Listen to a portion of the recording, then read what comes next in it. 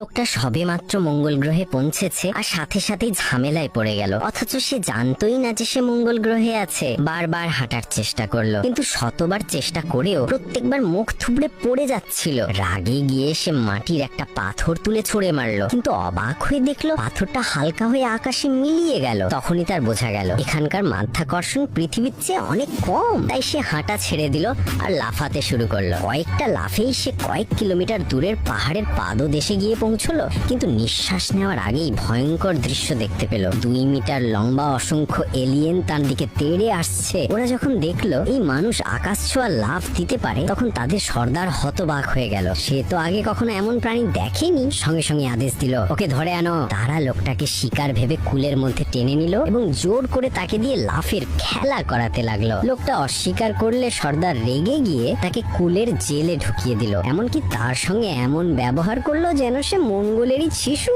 জোর করে স্নান করালো, মুখে কাদা মাখিয়ে দিল। এ যেন মানুষের অপমান। রাতে সে পালানোর সিদ্ধান্ত নিল। বাইরে মোটা বিশাল দেহি এলিয়েন কুকুর পাহারা দিচ্ছিল। লোকটা ধীরে ধীরে শিকল ছিঁড়ল এবং হঠাৎ লাফ দিল, কিন্তু যত উঁচু লাফই দিক না কেন কুকুরটা আগে ভাগেই পৌঁছে যাচ্ছিল। এতে সে বিরক্ত হয়ে গেল। শেষে এক বিশাল দালানের মাথায় গিয়ে উঠল। সংযোগবশত সেই দালানের ভেতরেই তখন মঙ্গলের লোকেরা পার্টি করছিল। লোকটা পালাতে যাচ্ছিল, ঠিক তখনই কুকুরটাও ভেতরে ঢুকে পড়লো। সবাই ভেবে নিল কুকুরটাই গোলমাল করতে এসছে। তারা কুকুরটাকে ঘিরে মারতে লাগলো। লোকটার তার প্রতি দয়া হলো। সে নিচে ঝাঁপ দিল আর কুকুরটাকে বাঁচাতে এগোলো, কিন্তু অজান্তেই তার এক ঘুষিতে এক এলিয়েন মারা গেল।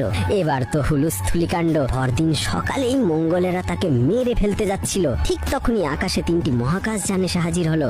মঙ্গলেরা ভয়ে লুকিয়ে পড়লো। তখন লোকটা বুঝলো মঙ্গলে তার চেয়েও উন্নত সভ্যতা আছে, আর তারা 2 শিবিরে বিভক্ত।